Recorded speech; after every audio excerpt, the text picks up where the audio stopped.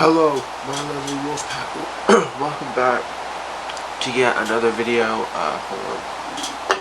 So, I'm going to be ranking every old school Disney Channel show that I've seen when I was a kid.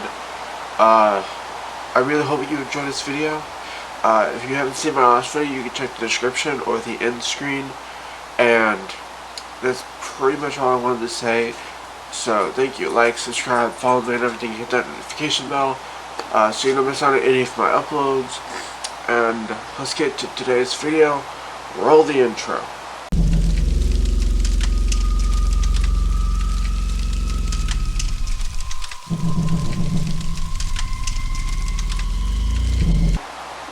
So, the first thing I want to talk about is Lizzie McGuire. If you don't know who Lizzie McGuire is because you're too young, it was this show on Disney Channel, I believe in the 90s and the early 2000s as well. It was about this girl living her life, etc., going to school, whatever, and occasionally she will have this little cartoon version of herself just pop up at random places, and no one else in the show can see it because it's just in her head. Some people say she is schizophrenic, and whenever she doesn't take her medication is when this little cartoon version of herself pops out, but I don't really know about that. That's just what the rumors are. And I've been watching this since forever, and I rate it 10 out of 10 stars. So, why not? Up next, That's So Raven. If you've seen Raven's Home, then you know what this story is based off of. It's about this woman, or this teenage girl who wishes on a star and then becomes psychic. She can see the future, so she's clairvoyant. And she goes on all these wacky adventures through school and whatnot, and occasionally she'll get a vision, and she tries to stop it, but of course, unlike reality, which isn't, and nothing's set in stone in reality, but in this show, it is. Because every time she sees something bad that's going to happen, or something like that, she tries to stop it, but, of course, in a comedic way, it never goes out to plan. I remember this one time she had a vision of her friend in trouble, so she went to save her friend, but, of course, she was not allowed to go there because she was grounded, so she hid from her parents in this giant fucking stomach, and in the stomach was kind of like a robotic thing. It was like a robot stomach type thing with speakers and shit, and I assumed they were working on it because they had caution tape around it. So she jumps into the stomach and then is immediately hit with food, like tons of food just falls on her, and she gets just covered in food, and it's hilarious. I would give this star 9 out of 10 stars, purely for the fact it wasn't quite realistic for me, but I still loved it anyway, so 9 out of 10 stars. I don't know if this counts as a old version for you guys, but for me it's definitely an old school Disney show. I want to fucking throw out Hannah Montana. I used to watch this show when I was a kid, and I really enjoyed it, but Miley Cyrus now was just meh. So, Miley Cyrus, Hannah Montana, if you don't know the show, it is basically about Miley Cyrus. However, she wants to be a normal teenager, but at the same time she wants to be a pop star, so of course whenever she's on stage, she wears a wig, and nobody knows Hannah is Miley, despite her having the same voice, same face, same height, and same gender. And yet, everybody's like, oh man, she's wearing a wig, she definitely must be a different person. Come on. She didn't even cover up her face, she just changed her hair color. If I change, my natural hair color is brown, like dark brown. If I dye my hair black, I'm pretty sure my family and friends still know who I am. And this one, I give out 8 out of 10 stars.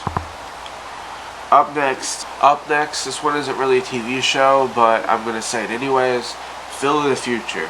If you don't remember, if you don't know who Phil the Future is, Phil the Future was an old show, and the show was about this family who has a time traveling RV. And they go back in time, however the RV breaks, and they're from the year 3000, I believe, and they have traveled back in time to the year 2000 something, and they get stuck there for a while, and then like they are finally able to go, but then like they come back because they gotten so comfortable in the year 2000 and whatever that they decided to come back and stay here. And it's so cool because they have all these high-tech shit, or at least what the 2000 and something version of high-tech shit would be, and they go on wacky adventures, and I really love this show. The only sad part is that they don't show it no more. I don't know why, but it was pretty awesome, and I've never even seen the guy who played Phil on this show anymore. So I give this show 10 out of 10 stars. This one, again, not a show, but I'm gonna say it anyway. Halloweentown. If you haven't seen Halloweentown, it is one of the best Halloween movies ever, or at least Halloween series. It is about this girl who is normal at first, and then she gets abilities, telekinesis, etc. Now, there is a little girl. I believe there's a baby. There's a teenage girl and her teenage brother. And they all find out that they're witches. They have abilities and shit. They can do magic. And one day their grandma comes along, who by the way is also a witch, because it's on the mom's side. And they have these phones that are shaped like skulls, that they can call each other from these two dimensions.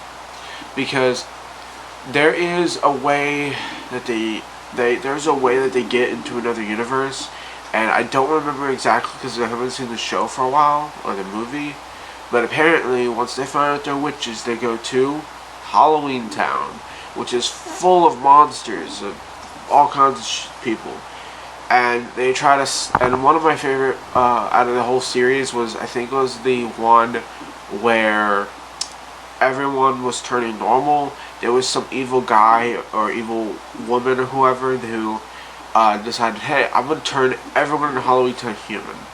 And one of the funniest characters was the skeleton who drives a taxi. I really think he's one of my favorite characters, even though he only played a small role, but still.